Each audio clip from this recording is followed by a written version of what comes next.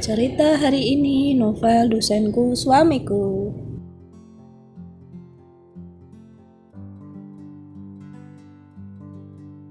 Bara berjalan dengan motor lebih dulu, diikuti Alvin di belakangnya. Audia dan Alvin memperhatikan Bara dan Hana yang terlihat akrab. Dalam benak Alvin dan Audia merasa sahabatnya itu cocok. Ucap Alvin. Mas. Ucap Audia. Walah barengan mas. Iya mas mau ngomong apa? Ucap Audia sambil tersenyum. Temenmu jomblo kan? Tanya Alvin. Ish mas Alvin, kenapa tanya seperti itu? Iya jomblo, kalau temen mas. Audia gemas dan tanya balik. Cocok, jawab Alvin. Obrolan pun berlanjut sambil tetap memperhatikan sahabat mereka dari belakang di sepanjang perjalanan. Tiba di warung langganan itu, Bara langsung memesan makanan kesukaannya dan Alvin. Nasi goreng jadul, nasi putih yang digoreng hanya dibumbui garam dan irisan bawang. Sederhana memang, tapi rasanya enak, tidak membuat bosan. Orang kaya makannya di warung, pilih makanan juga sederhana banget.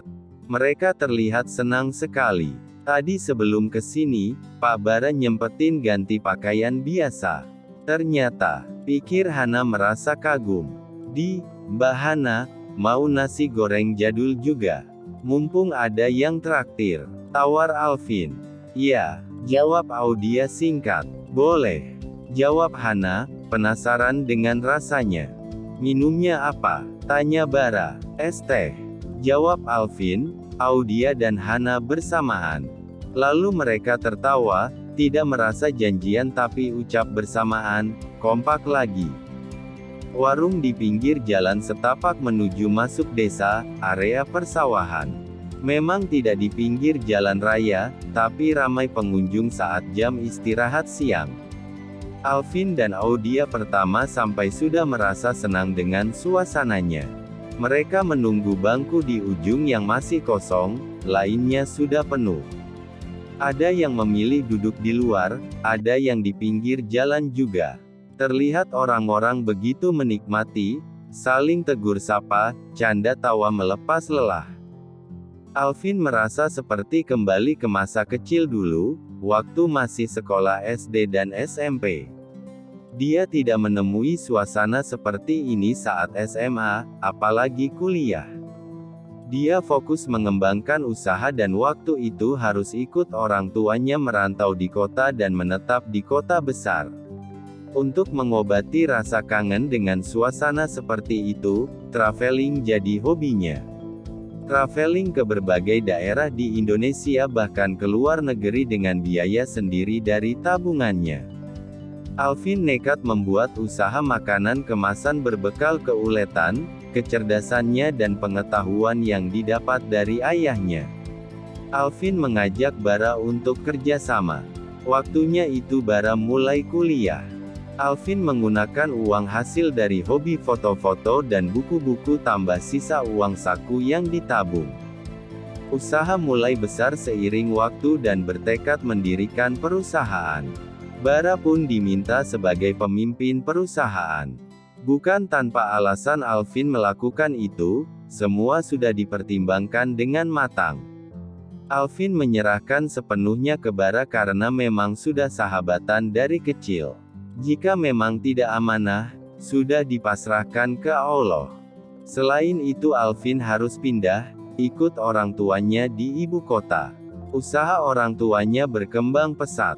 Di desa, Alvin ikut bibinya karena kakeknya baru saja meninggal. Mengenang itu serasa konyol, Alvin yang masih SMA nekat membuat perusahaan.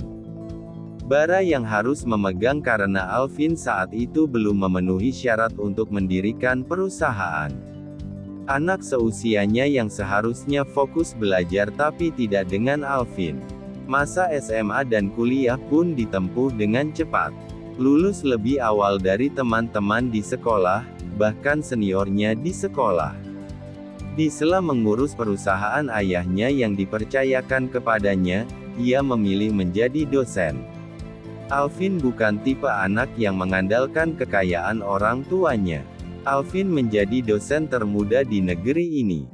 Mas Alvin, kok ngelamun? Itu makanan pesanan sudah datang. Mas Bara dan Hana sudah makan tuh. Ucap Audia sambil mencubit pinggang Alvin. Jangan cubit terus, gak ngelamun, cuma mengenang masa lalu sama Bara. Menyenangkan sekali waktu dulu, ucap Alvin sambil tersenyum. Ceritain ke aku Mas nanti ya. Ini makan dulu, itu mereka tertawain kita, Mas. Malu, ucap Audia pelan. Abaikan saja ucap Alvin sambil menarik tangan Audia, isyarat untuk segera makan. Alvin sengaja menyuapin Audia dengan mesra di hadapan Bara. Audia lebih manja lagi karena tahu maksud suaminya. Membuat Bara yang melihatnya merasa dipermainkan oleh sahabatnya itu, begitu juga dengan Hana. Mesranya, lupa di depannya.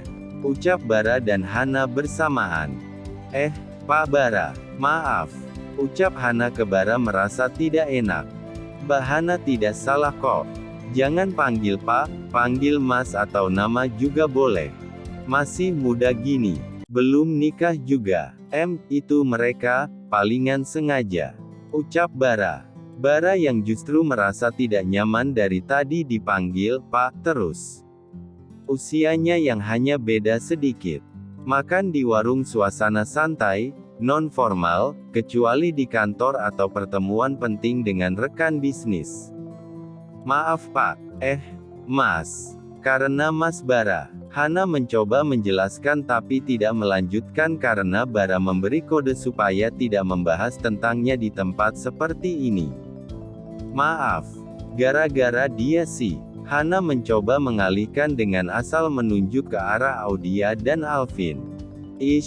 Hana, makan dulu, gak baik makan sambil bicara. Apalagi ngomongin orang, ucap Audia. Hana dan Bara memulai fokus makan. Entah mengapa mereka tiba-tiba menurut seperti anak kecil yang nurut perkataan orang tuanya. Audia yang melihatnya itu, tersenyum. Lalu melanjutkan makan lagi. Kali ini makan sendiri tanpa ada suap-suapan. Hana memperhatikan Bara di sela-sela makannya. Ada rasa yang lain dalam batinnya. Hana memuji-muji Bara. Bara ganteng juga, mapan, baik hati, masih jomblo lagi. Gimana jika jadi pacarnya ya? Baru sesaat melamunkan, tersadar juga karena Bara mengagetkannya. Hana, ucap Bara berulang kali. Bara, kamu ganteng, ucap Hana spontan, lalu segera menutup mulutnya. Bukan, itu. Aku seneng, akhirnya bisa kerja lagi. Saking senengnya, jadi ngelamun. Lanjut Hana. Bara tersenyum lalu melanjutkan makan lagi. Sebenarnya senang dipuji, tapi berusaha menyembunyikannya dengan seolah-olah tidak mendengar ucapan Hana yang tadi. Lain Hana yang mengira Bara tidak mendengar ucapannya menjadi senang, lega. Baik Hana dan Bara melanjutkan makan. Lain sisi, Audia dan Alvin sambil makan memperhatikan sahabatnya, dan bagaimana cerita selanjutnya.